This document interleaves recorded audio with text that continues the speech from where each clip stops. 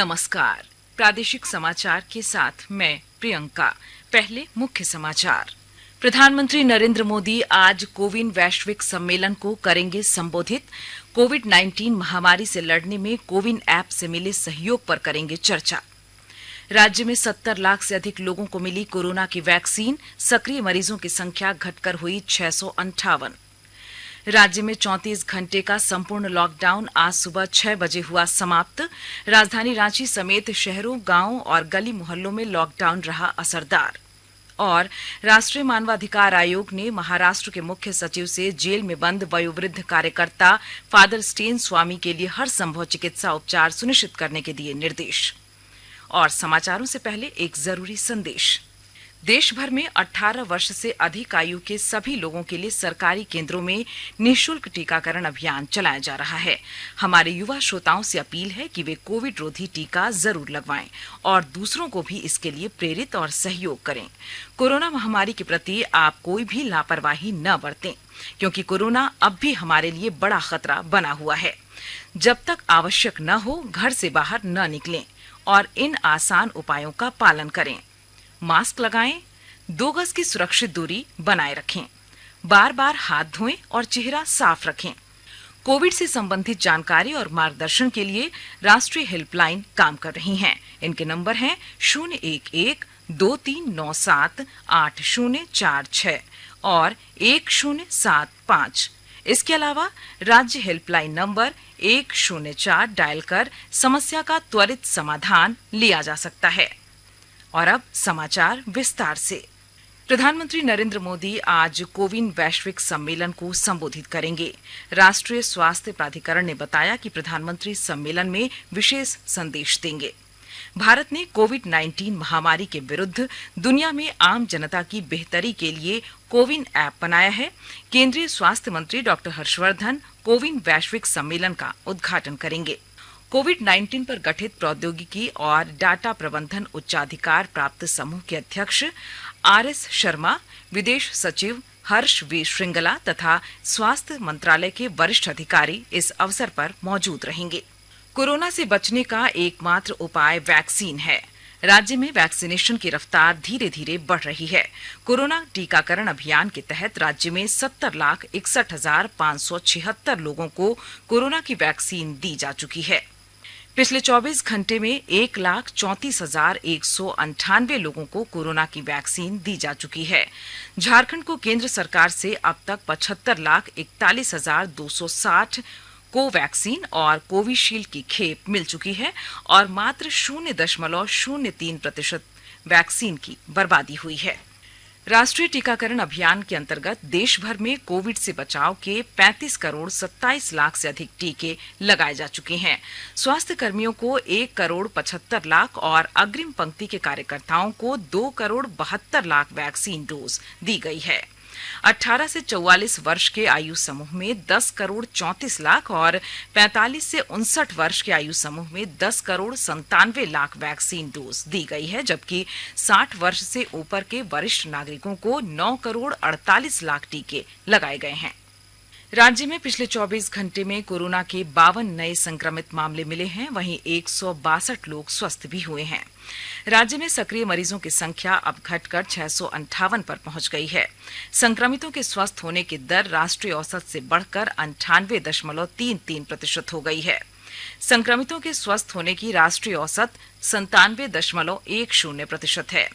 पिछले 24 घंटे में राज्य भर में 44,912 सैंपलों की जांच की गई। वहीं कल एक व्यक्ति की कोरोना संक्रमण से मौत हो गई।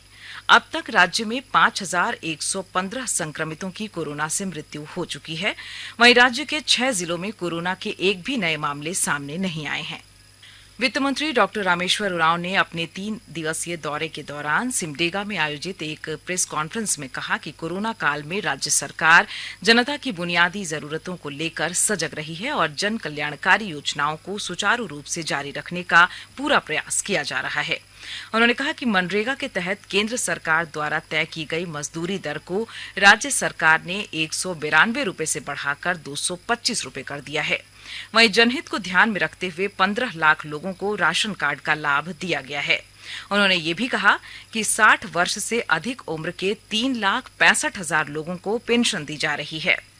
वित्त मंत्री ने कहा कि क्षेत्रीय असंतुलन को दूर करने के लिए वे मुख्यमंत्री से बात करेंगे कि सिमडेगा के दोनों विधायकों में से किसी एक को राज्य का 12वां मंत्री बनाया जाए। हालांकि उन्होंने ये भी कहा है कि यह मुख्यमंत्री के विशेषाधिकार का मामला है। केंद्र सरकार कोविड महामारी के दौरान लोगों की सुविधा के लिए बनाई गई राष्ट्रीय स्तर की हेल्पलाइन नंबर के बारे में लोगों को जागरूक कर रही है। सूचना और प्रसारण मंत्रालय अपने विभिन्न विभागों के माध्यम से इन हेल्पलाइन के बारे में जागरूकता बढ़ा रहा है। विभिन्न हेल्पलाइन नंबर इस प्रकार हैं। कोविड संबंधी सवालों के जवाब देने के लिए स्वास्थ्य और परिवार कल्याण मंत्रालय की हेल्पलाइन है 1075। राज्य हेल्पलाइन नंबर है 104। महिला और बाल विकास मंत्रालय के चाइल्ड हेल्पलाइन है 1098। वरिष्ठ नागरिकों के लिए सामाजिक न्याय और अधिकारिता मंत्रालय की हेल्पलाइन है 14567। मनोवैज्ञानिक सहायता के लिए राष्ट्रीय मानसिक स्वास्थ्य और तंत्रिका विज्ञान संस्थान निम्हांस का नंबर है 080461100007। आयुष कोविड परामर्श हेल्पलाइन नंबर है 14443 और माई गव व्हाट्सएप हेल्प डेस्क नंबर है 9013151515। आकाशवाणी के ताजा तरीन समाचारों के लिए आप हमारी वेबसाइट newsonair.com पर लॉग ऑन कर सकते हैं। ताजा समाचार Twitter handle @AIR news alerts और Facebook page All India Radio News पर भी उपलब्ध है। आप प्रादेशिक समाचार एकांश के ट्विटर हैंडल @AIR न्यूज_रांची और फेसबुक, इंस्टाग्राम पेज तथा YouTube channel AIR news Ranchi पर भी हमारे बुलेटिन सुन सकते हैं। प्रादेशिक समाचार आप आकाशवाणी रांची से सुन रहे हैं और अब पेश है कोरोना से बचाव के कुछ संदेश। कोविड-19 से बचाव और सुरक्षित रहने के 3 उपाय। मास्क लगाएं, 2 गज दूरी है जरूरी, सुरक्षित दूरी रखें, हाथ और मुंह साफ रखें।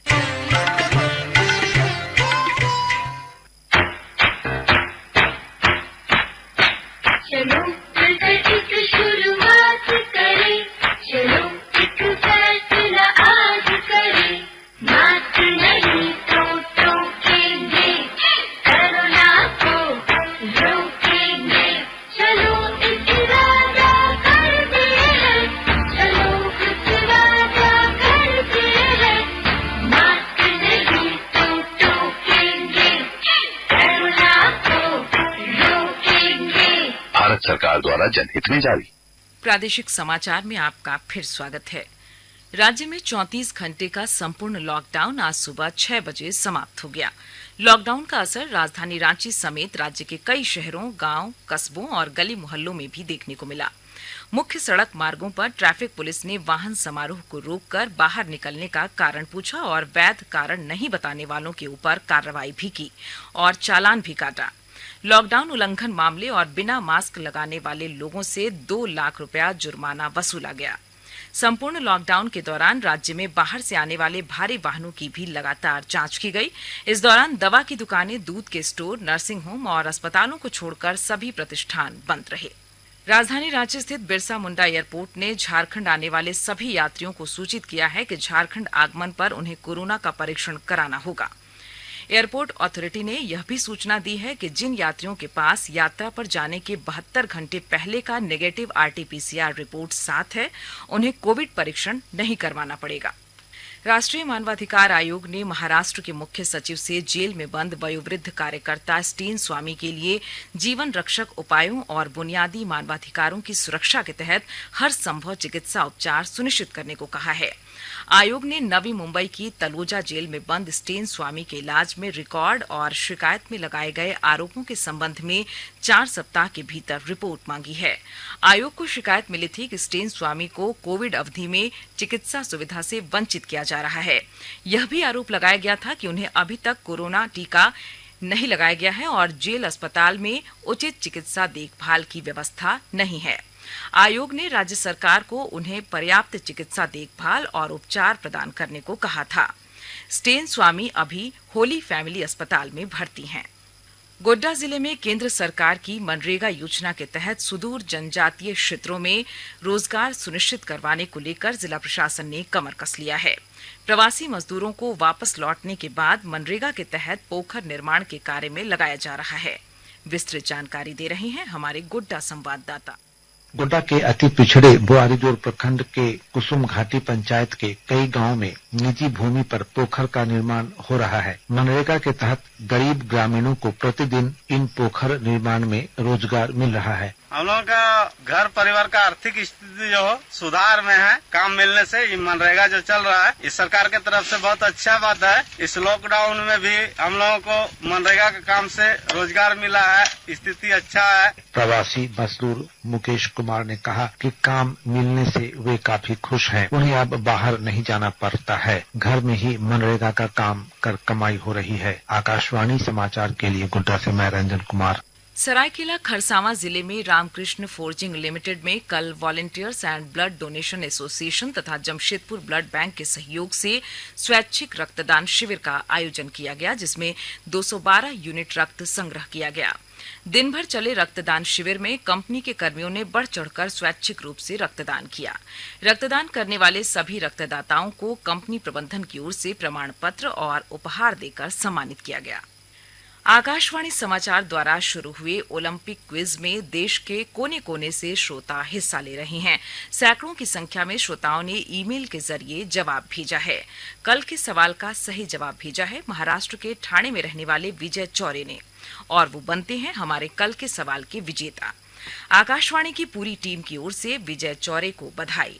ओलंपिक क्विज में भाग लेने के लिए सुनते रहिए रोज शाम स्पोर्ट्स स्कैन कार्यक्रम। और अब संक्षिप्त खबरें। बोकारो जिले में तेनू घाट डैम के 2 फाटक को खोला गया।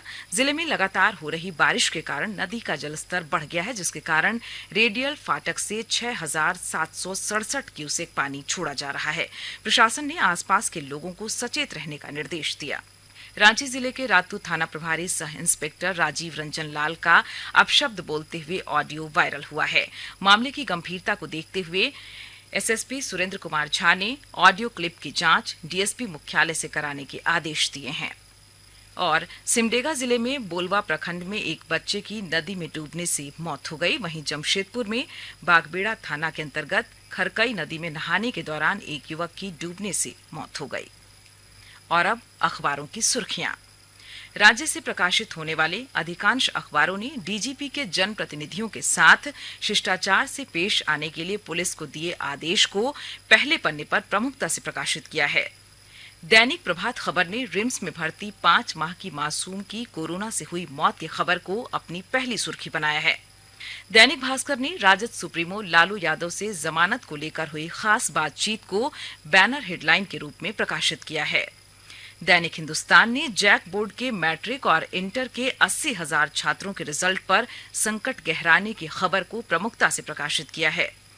दैनिक जागरण ने एक विशेष रिपोर्ट गोबर से हुआ कमाल, किसान बन रहे आत्मनिर्भर को पहले पन्ने पर जगह दी है। हिंदी दैनिक रांची एक्सप्रेस ने कोरोना की संभावित तीसरी लहर में बच्चों के लिए खतरा साबित होने की खबर को पहली हेडलाइन बनाया है। अंग्रेजी दैनिक हिंदुस्तान टाइम्स और टाइम्स ऑफ इंडिया ने उत्तराखंड में पुष्कर सिंह धामी के 11वें मुख्यमंत्री के रूप में शपथ लेने की खबर को प्रमुखता से प्रकाशित किया है। और अब अंत में मुख्य समाचार एक बार फिर। प्रधानमंत्री नरेंद्र मोदी आज कोविन वैश्विक सम्मेलन को करेंगे संबोधित। कोविड-19 महामारी से लड़ने में कोविन ऐप से मिले सहयोग पर करेंगे चर्चा। राज्य में 70 लाख से अधिक लोगों को मिली कोरोना की वैक्सीन। सक्रिय मरीजों की संख्या घटकर हुई 658। राज्य में 34 घंटे का संपूर्ण लॉकडाउन आज सुबह 6 बजे हुआ समाप्त। राजधानी रांची समेत शहरों, गांवों और गली मोहल्लों में लॉकडाउन रहा असरदार। और राष्ट्रीय मानवाधिकार आयोग ने महाराष्ट्र के मुख्य सचिव से जेल में बंद वयोवृद्ध कार्यकर्ता फादर स्टेन स्वामी के लिए हर संभव चिकित्सा उपचार सुनिश्चित करने के दिए निर्देश। इसके साथ ही आकाशवाणी रांची से प्रादेशिक समाचार का ये बुलेटिन समाप्त हुआ। नमस्कार। घर में रहिए, सुरक्षित रहिए और सुनते रहिए आकाशवाणी।